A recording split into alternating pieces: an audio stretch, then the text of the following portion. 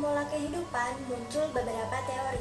Di sini kita akan membahas teori abiogenesis dan biogenesis. Yang pertama yaitu teori abiogenesis. Nah, teori ini menyatakan bahwa makhluk hidup berasal dari benda mati atau dari makhluk tak hidup. Nah, teori ini dipelopori oleh filsuf Yunani yang bernama Aristoteles. Ia berpendapat bahwa ikan-ikan yang ada di sungai berasal dari lumpur. Nah, mengapa ia bisa berpendapat demikian? Karena berdasarkan percobaannya, yaitu tanah yang dimasukkan ke dalam air, setelah beberapa hari itu muncul cacing. Jadi, pendapat beliau, makhluk hidup itu berasal dari tanah itu tadi, dari benda tak hidup. Teori abiogenesis juga didukung oleh John Needham yang melakukan suatu percobaan, bisa dilihat pada gambar di sebelah kanan saya. Itu merupakan percobaan dari John Needham, yang mana ia merebus kaldu dan dimasukkan ke dalam wadah yang tidak tertutup ya, jadi wadahnya dibiarkan terbuka. Setelah beberapa hari, di dalam kaldu tersebut ditumbuhi mikroorganisme. Jadi di dalam kaldu terdapat mikroorganismenya atau makhluk hidupnya, sehingga ia dapat menarik kesimpulan bahwa makhluk hidup berasal dari benda mati, yaitu berasal dari kaldu. Selanjutnya yaitu yang kedua, teori biogenesis. Teori ini bertentangan dengan teori abiogenesis. Tadi kan teori abiogenesis menyatakan bahwa makhluk hidup berasal dari benda mati. Nah, kebalikannya pada teori biogenesis menyatakan bahwa makhluk hidup berasal dari makhluk lain atau berasal dari makhluk hidup yang sudah ada sebelumnya. Nah, teori abiogenesis didukung oleh 3 tokoh. Yang pertama yaitu Francesco Redi, yang kedua Lazarus Spallanzani, dan yang ketiga Louis Pasteur. Kita bahas tokoh satu persatu, yaitu ada Francesco Redi. Ia merupakan orang pertama yang menentang adanya teori abiogenesis. Ia melakukan suatu percobaan untuk menentang teori tersebut. Bisa dilihat pada gambar di sebelah kanan saya, itu merupakan percobaan dari Francesco Redi, yaitu daging yang dimasukkan ke dalam 3 toples. Toples yang pertama yaitu tidak ditutup, dibiarkan terbuka.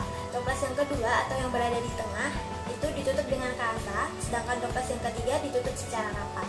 Nah, pada toples yang kedua atau toples yang tengah itu dia ditutup dengan kasa supaya udara dari luar dapat masuk, sehingga terjadi pembusukan daging. Namun lalat tidak dapat masuk sehingga tidak ada larva yang lahir. Nah, pada toples yang ketiga itu yang ditutup dengan rapat ya, tidak ditumbuhi larva sama sekali.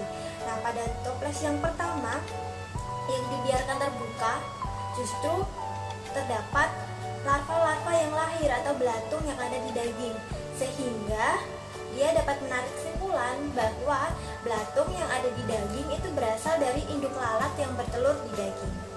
Selanjutnya, tokoh yang kedua yaitu Lazarus Spallanzani. Ia tidak setuju dengan hasil percobaan yang dilakukan oleh John Needham. Menurutnya, rebusan kaldu yang dilakukan oleh John Needham itu kurang lama, sehingga terdapat beberapa mikroorganisme yang belum mati dan wadahnya tidak tertutup.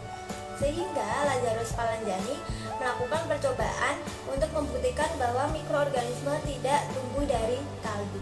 Gambar di sebelah kanan saya itu merupakan percobaan dari Lazarus Spallanzani. Ia merebus kaldu yang ditempatkan ke dalam 2 wadah, yaitu pada labu yang pertama dibiarkan terbuka ya. Nah, sedangkan pada labu yang kedua itu ditutup secara rapat. Setelah dibiarkan beberapa hari, pada labu yang pertama yang dibiarkan terbuka, itu air kaldunya berubah menjadi keruh dan aromanya busuk. Sedangkan pada labu yang kedua yang ditutup secara rapat, itu air kaldunya tetap jernih, sehingga ia dapat menarik kesimpulan bahwa mikroorganisme tidak akan tumbuh pada kaldu yang steril. Dan mikroorganisme tidak berasal dari kaldu, melainkan berasal dari udara bebas. Selanjutnya, tokoh yang ketiga yaitu Louis Pasteur. Ia mencoba menyempurnakan percobaan yang dilakukan oleh Lazarus Spallanzani dengan tetap mempertahankan adanya gaya hidup atau udara. Nah, gambar di sebelah kanan saya itu merupakan percobaan dari Louis Pasteur. Ia tetap sama ya, merebus air kaldu seperti yang dilakukan oleh Lazarus Spallanzani, tetapi menggunakan tabung yang berbeda. Yang Lazarus Spallanzani tadi kan menggunakan tabung dengan leher yang lurus biasa. Nah, sedangkan pada Louis Pasteur ini dia menggunakan tabung atau labu dengan leher angsa, leher yang yang meliuk-liuk ya, seperti leher angsa. Setelah beberapa hari, kaldu tersebut yang ada di dalam labu tetap jernih, tetapi terdapat mikroorganisme yang terperangkap di leher angsa. Di bagian yang meliuk di gambar bisa diperhatikan, itu kan terdapat mikroorganisme yang terperangkap. Percobaan tersebut berhasil mematahkan teori abiogenesis dan menghasilkan teori dengan 3 pernyataan.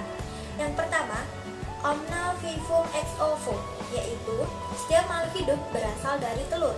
Yang kedua, omna ovum ex vivo, setiap telur berasal dari makhluk hidup. Yang ketiga, omna vivum ex vivo, yaitu setiap makhluk hidup berasal dari makhluk hidup. Sekian penjelasan saya mengenai asal mula kehidupan. Apabila ada kesalahan kata, saya mohon maaf. Terima kasih. Wassalamualaikum.